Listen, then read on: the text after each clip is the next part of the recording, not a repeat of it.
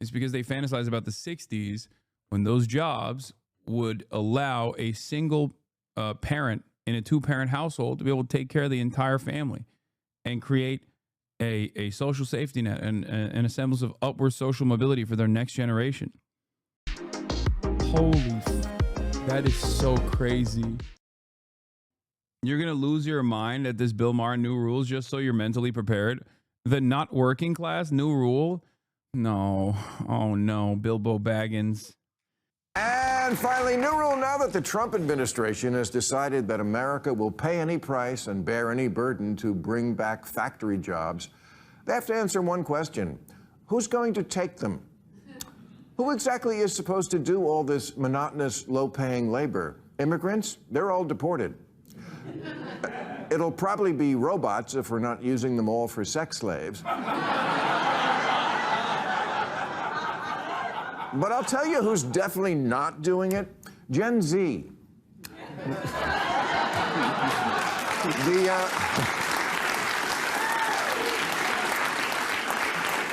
Dude, you're this, but at like 70 years old.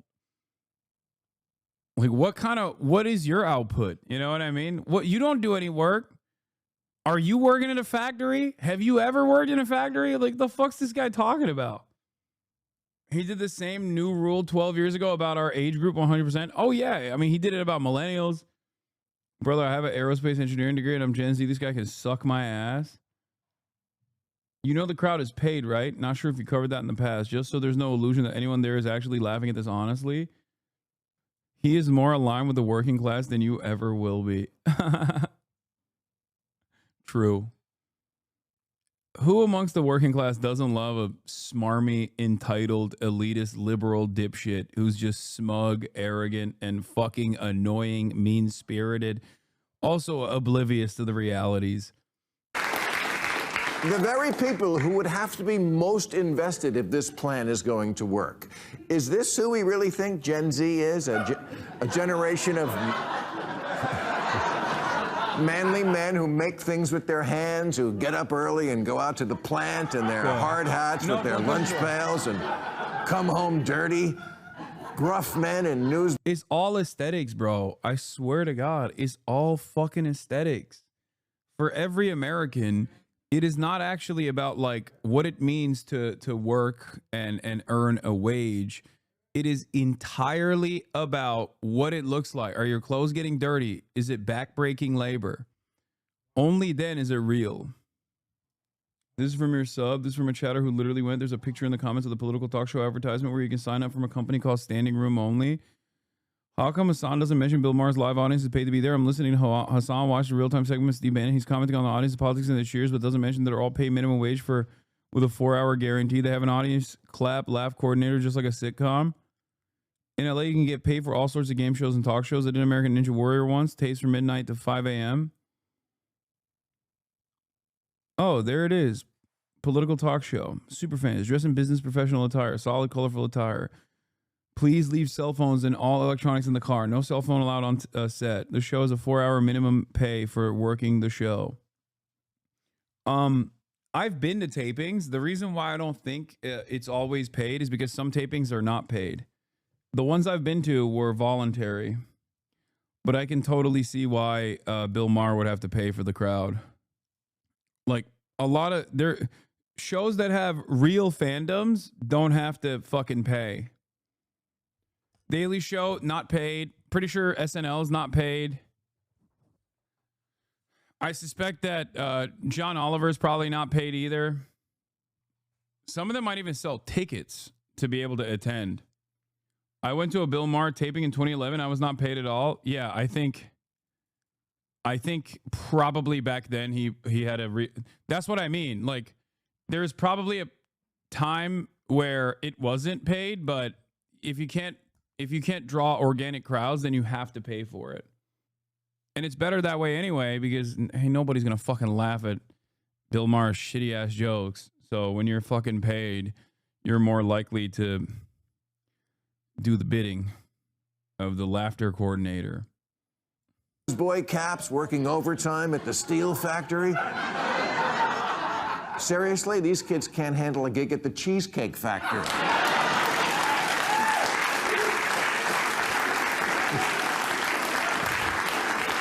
Like, I think at this point, the organic fandom of Bill Maher is probably also so old they're not gonna go. They're not gonna actually attend. You know what I mean? They're quiet quitting office jobs. If you walk into a department store and ask them for something, they act like you barged into their apartment and woke them up. I'm sorry, but Generation Nepo Baby aren't exactly the sinewy, leather-skinned workmen of yesteryear. They're doughy. Whoa, what's happening? Oh. Wait, what? Are you bored? Oh my. Gamers who need an The one time I fucking watch Bill Maher, this asshole comes in and sits down to watch. emotional support animal to ride in a plane.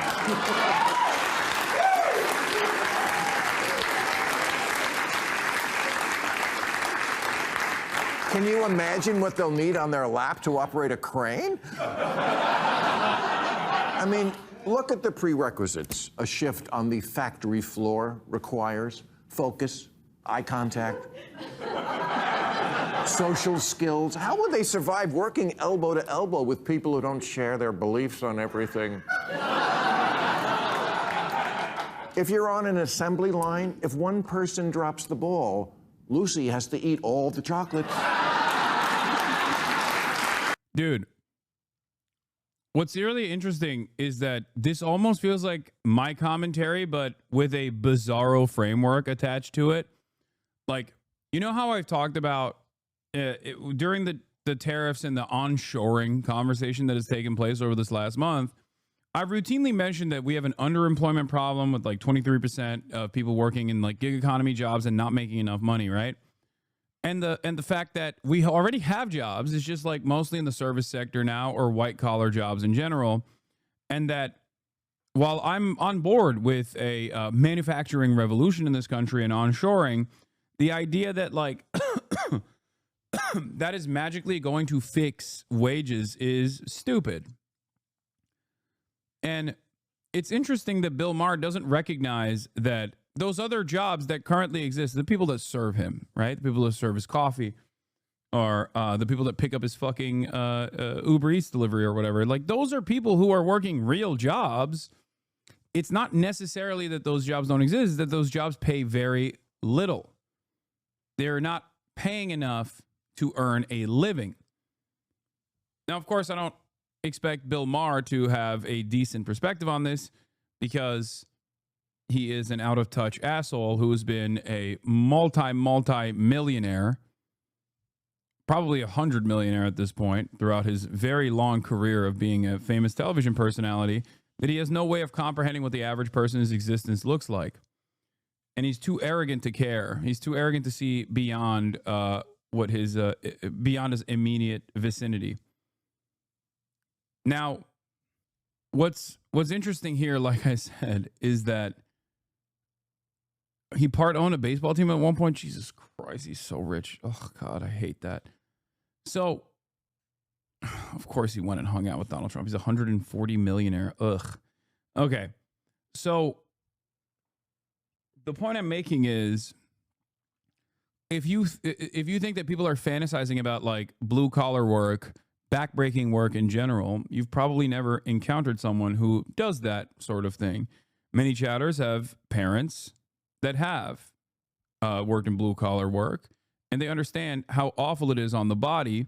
And long ago, the dream for blue-collar workers was so that their next of kin don't have to work in the fucking factory floor, even though the job paid well, decently well, and had good benefits. People do not fantasize, or people do not yearn for backbreaking labor. What they yearn for is good wages and good benefits, a way to live on a single salary. That's what people want. People want the cost of living to come down. People want their money to go a longer way than it does currently.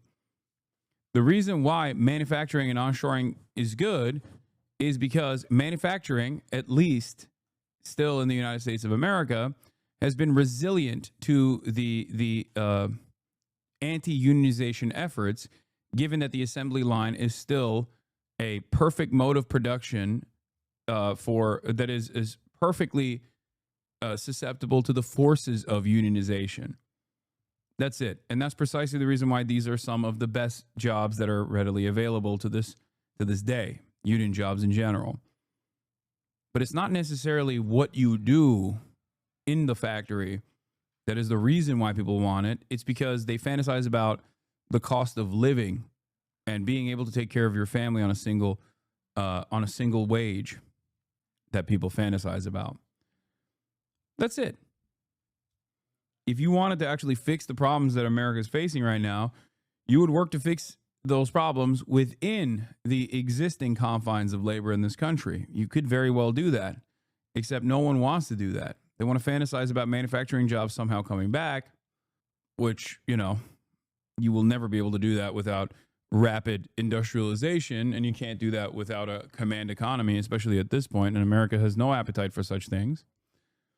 And even then, let's say if we were to magically bring back factories and they materialized out of thin air overnight, and we magically trained the entire labor force to be able to work in these high precision manufacturing jobs, there is no guarantee that these are going to be good paying jobs. After all, when you look at the Amazon distribution facilities, they are fairly close to the same structure that exists within manufacturing jobs. You're constantly in a fucking slammed facility next to other like-minded or next to other individuals who recognize how backbreaking the labor is. And yet Amazon has designed this incredibly sophisticated process to ensure that there is never unionization that takes place inside of their distribution facilities, to much success, as a matter of fact, with one notable exception. So, no, the fuck they aren't, Lamau. Wait, what? See, this is a great example. I work a white-collar job and have for over a decade. If manufacturing jobs offered a livable wage, good benefits, and they brought back pensions, I would absolutely jump on board. Except if you were given the opportunity to get the same wages and the same benefits, like good benefits, good wages, and a livable wage in your white-collar job, as opposed to the blue-collar job, you would stay in your white-collar job. As a matter of fact, many blue-collar workers would jump ship to do white-collar jobs if they had the same benefits. That's my point. Why the fuck wouldn't you want to work in an air-conditioned office? That's it. Manual labor is difficult. It's backbreaking. The reason why people fantasize about manual labor is because, one, it's been a very long time since they've ever truly encountered a backbreaking menial labor job. And two, it's because they fantasize about the 60s when those jobs would allow a single parent in a two-parent household to be able to take care of the entire family and create a social safety net and a semblance of upward social mobility for their next generation. Ex-IATSA carpenter here, a bit of a different situation, but I took like a $30K pay cut to have work from home job that back in marketing. Yeah.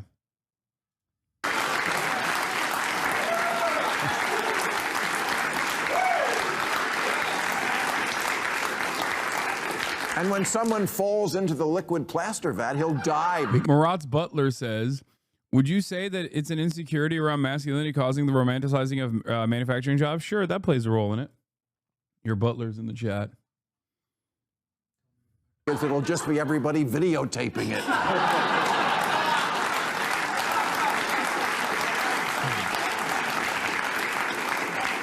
You know, there's a lot of talk these days about the working class and how the Democrats lost the election by abandoning them, which on a policy basis is ridiculous. But culturally, it's working for Republicans, who are seen by many as bringing back a time when men were men and worked real jobs, and their wives stayed home making tuna casseroles and hot daughters.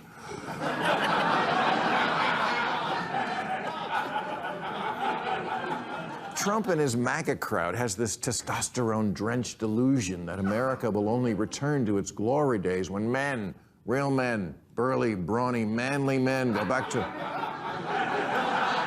to work in red brick factories and have cigarettes for lunch on top of skyscrapers.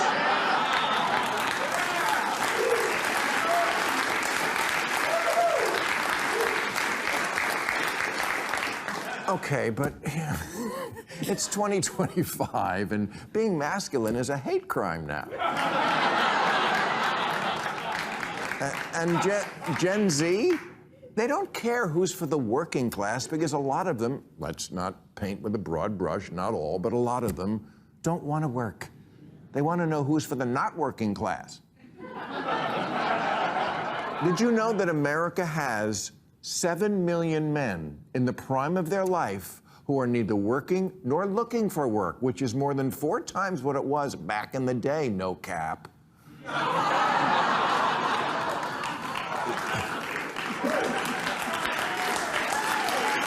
Thank you. There's even a word for it now, NILF. It stands for not in labor force, which people think this is synonymous with unemployed. It isn't. Unemployed people are looking for work. NILFs are not. They're what we used to call deadbeats. The term is neat.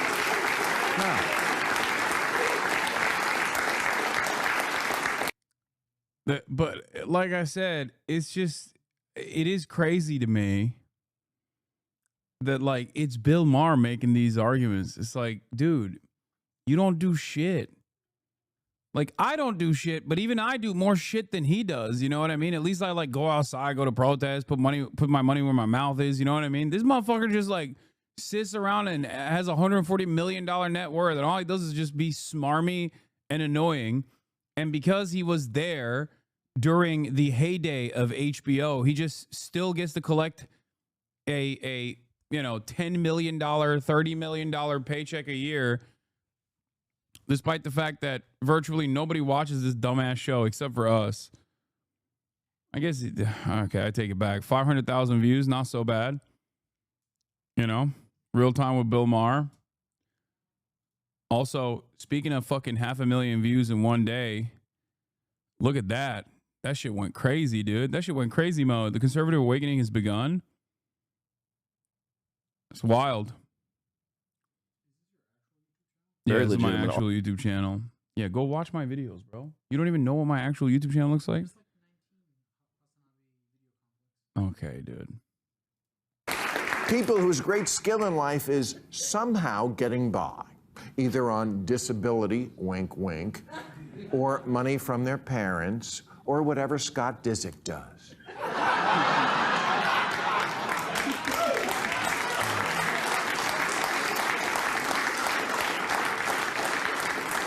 Listen to this. Half of American parents with adult children provide them regularly with financial assistance, spending almost $1,500 per adult child per month. Wow. Turns out Gen Z was blowing up our 401ks long before Trump got a hold of it.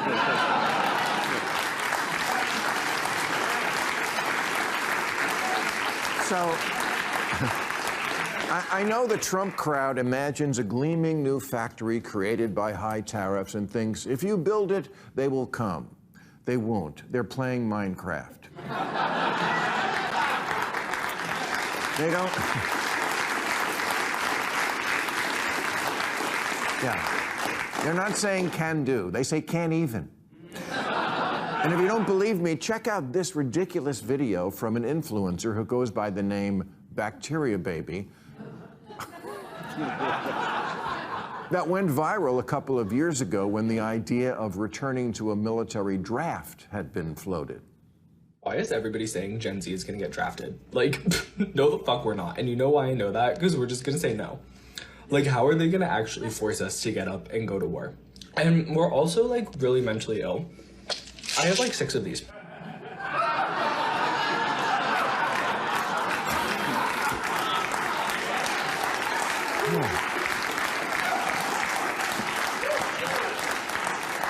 You've heard the adage about how America has 2 kinds of people, the white-collar types who shower before work and the working class who shower after work. Okay, but this kid doesn't shower at all. Because he doesn't work at all. Yeah, I mean, this sucks. It's not that bad. It sucks, but it's not as bad as I thought it was going to be. I don't really give a shit. It's just an old man old man fucking complaining, you know? Like, who cares? Whatever. God damn, dude. Holy shit.